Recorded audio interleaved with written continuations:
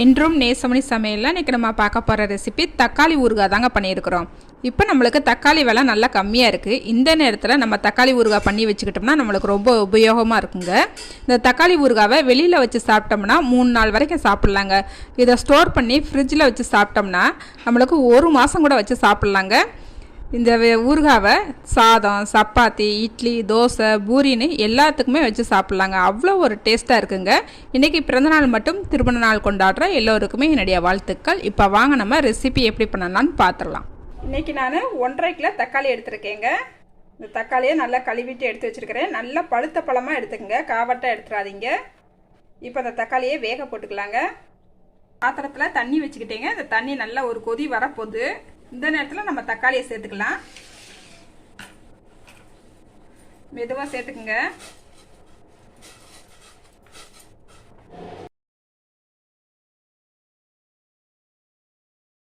நம்ம எல்லா தக்காளியும் சேர்த்துக்கிட்டாச்சுங்க.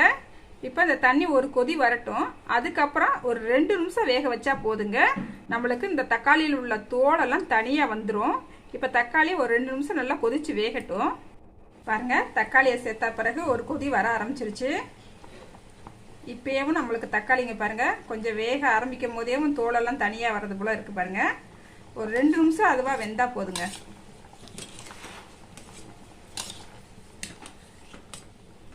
தண்ணி கொதிச்சு ஒரு 2 நிமிஷம் நல்லா வேக விட்டுக்கிட்டாச்சுங்க. இப்போ அடுப்பு ஆஃப் பண்ணிக்கலாம். தக்காளியை வேற பாத்திரத்துக்கு மாற்றிட்டு நல்லா ஆற விட்டுக்கலாம். பாருங்க, நம்மளுக்கு தக்காளி நல்லா ஆறிடுச்சுங்க. தோலெல்லாம் அதுவாக தனித்தனியாக வந்துருச்சு பாருங்கள். இங்கே பாருங்கள், இப்படி எடுத்தாலே தனியாக வந்துடுது. ஒரு சிலது வெந்து தானாகவே தோல் தனியாக போயிடுச்சுங்க. இப்போ நம்ம தோலெல்லாம் தனியாக எடுத்துக்கலாம்.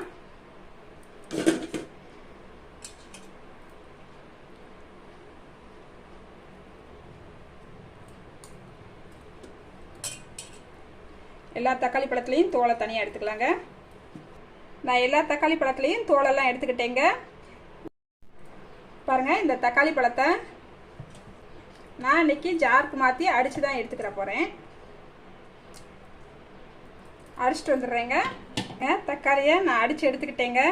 நல்லா கடைஞ்சோம்னா எப்படி கடைவோம் அந்த மாதிரி கொஞ்சம் சொரசொரப்பாக இருக்கிறாப்புல, அங்கங்கே கொஞ்சம் சொரசொரப்பாக இருப்பாப்புல அடித்து எடுத்துக்கோங்க. ரொம்ப வலுவலுன்னு வேண்டாம்.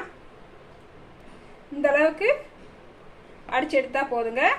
இப்போ ஒரு கடாய் அடுப்பில் வச்சுக்கிட்டு நல்லா 1 ஸ்பூனுக்கு கடுகு சேர்த்துக்கலாம். 1/2 ஸ்பூனுக்கு வெந்தயமும் சேர்த்துக்கலாங்க. இதை நல்லா வறுத்து எடுத்துக்கலாம். நம்ம சேர்த்த கடுகு நல்லா வெடிக்க ஆரம்பிச்சிருச்சுங்க. அதே போல் வெந்தயமும் பொன்னிறமாக மாறிக்கிடுச்சு. இந்த அளவுக்கு வறுபட்டு வந்தால் போதுங்க. இப்போ அடுப்பு ஆஃப் பண்ணிக்கலாம். இதை ஆறவும் நல்லா தண்ணி எதுவும் சேர்க்காம ட்ரையாக அடித்து எடுத்துக்கலாங்க. கடாய் அடுப்பில் வச்சுக்கலாம். இல்லை ஒரு 3 ஸ்பூனுக்கு எண்ணெய் விட்டுக்கலாங்க. நான் இன்னைக்கு நல்லெண்ணெய் தான் ஊற்றுறேன். 1 ஸ்பூன் கடுகு சேர்த்துருக்கேங்க.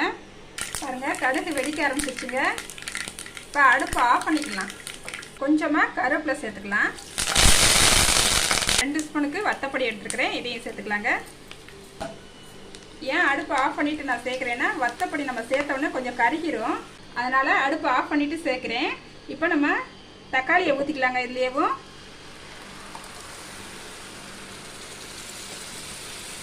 இப்போ நல்லா கலந்து விட்டுக்கலாம். இப்போ அடுப்பை பற்ற வச்சுக்கிட்டாச்சுங்க.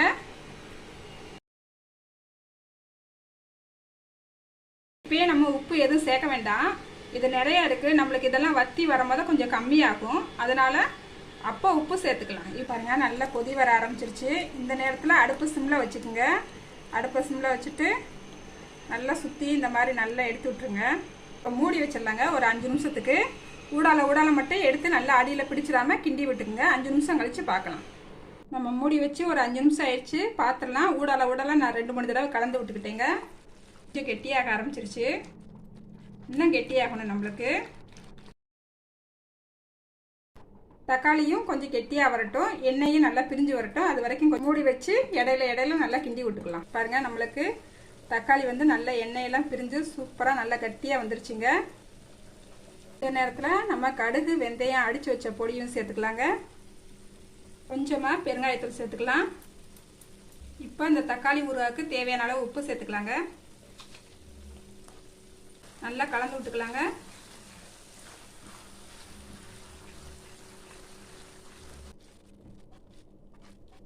நம்மளுக்கு எண்ணெயெல்லாம் பிரிஞ்சு தக்காளி ஊறுகாய் சூப்பராக ரெடி ஆயிடுச்சுங்க. இங்கே பாருங்கள், தலைன்னு எப்படி இருக்குன்னு பாருங்கள். நம்ம ட்ராவலுக்கு எங்கே போனாலுமே இந்த மாதிரி தக்காளி ஊறுகாய் வச்சு எடுத்துகிட்டு போகலாங்க. பூரி, சப்பாத்தி, சாதம், இட்லி இப்படின்ட்டு எல்லாத்துக்குமே வச்சு சாப்பிட்லாங்க. இது ஒரு 2லேருந்து 3 நாள் வரைக்குமே கெட்டு போகாதுங்க. நம்ம தாளிக்கும் போது அந்த கடுகு சேர்த்துக்கிடக்கூடாது, அதே போல் கருவேப்பிலையும் சேர்க்கக்கூடாது. இந்த ரெண்டுமே நம்ம ட்ராவலுக்கு போகிறோம்னா சேர்க்காம அப்படியே எடுத்துகிட்டு போனோம்னா கெட்டு போகாமல் இருக்குங்க. பாருங்கள், இது போல் நீங்களும் உங்கள் வீட்டில் ட்ரை பண்ணி பாருங்கள். ட்ரை பண்ணிவிட்டு எப்படி வந்துச்சுன்னு கமெண்ட்டில் சொல்லுங்கள். லைக் பண்ணுங்கள், ஷேர் பண்ணுங்கள். மறக்காமல் வீடியோ பார்க்குற எல்லோருமே என்னோடய சேனலை சப்ஸ்கிரைப் பண்ணிக்கோங்க. பாய். அடுத்த ஒரு ரெசிபியில் பார்க்கலாங்க.